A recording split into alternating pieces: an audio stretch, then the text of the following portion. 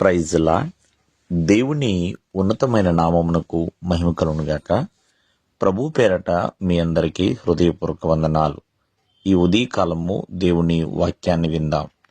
నిర్గమాకాండము 19వ అధ్యాయము 10వ వచనము. యెహోవా మోషేతో, నీవు ప్రజల యొద్దకు వెళ్ళి నేడును రేపును వారిని పరిశుద్ధపరచుము. ప్రియమైన వాళ్ళరా, దేవాది దేవుడు ఇశ్రాయేలు ప్రజలతో మోషేకి చక్కటి వర్తమానం చెప్పి వారిని పరిశుద్ధపరచమని చెప్తున్నాడు. ఎందుకు వారు పరిశుద్ధపరచబడాలి?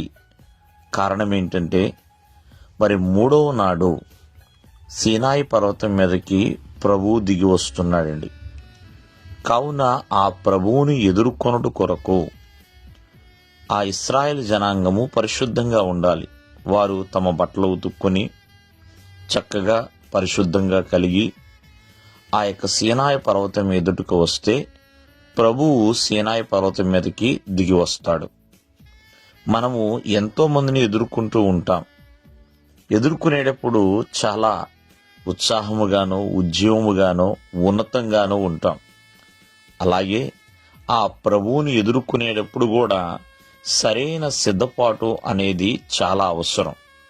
అందుకనే మోషేతో ముందుగానే ప్రభువు చెప్పాడు, నేడు రేపు వారిని పరిశుద్ధపరచు. ఆ రీతిగానే ప్రియమైన వల్లరా వారు పరిశుద్ధముగానే ఆ యొక్క సీనాయి పర్వతం దగ్గరికి వెళ్ళడానికి సిద్ధపరచవలసిన బాధ్యత మోషే మీద ఉన్నది.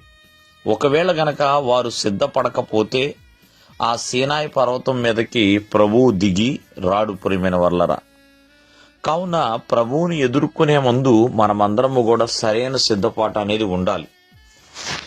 ఎలా సిద్ధపడగలుగుతాము? ఆ నజరేయుడైన యేసుక్రీస్తు వారు కూడా రెండవ రాకడ అనేది ఉన్నది. ఆ ప్రభువుని మనం కలుసుకోవాలి. కావున మనము కూడా చక్కగా రక్షణ పాత్రను చేతపట్టుకొని పరిపూర్ణమైన విశ్వాసముతో పవిత్రమైన క్రియలు కలిగి నీతి ఫలములు ధరించుకొని ఆ రీతిగా ప్రియమైన వాళ్ళరా దేవుని పట్ల ఒక నిరీక్షణ కలిగి ఆ ప్రభువుని ఎదుర్కొనే వారిగా ఉండాలి. అంతేకాని సిద్ధపడని వారిగా ఉండకూడదండి. ప్రభువుని ఎదుర్కోవాలంటే పరిశుద్ధత కావాలి. సరైన సిద్ధపాటు అనేది అవసరమండి. కావున ఆయన నేడైనా రేపైనా ఏ రోజైనా రావచ్చు. కావున ఆయన ఎదుర్కొనే ముందుగా మనకు సిద్ధపాటు అనేది ఎప్పుడూ కూడా అవసరం.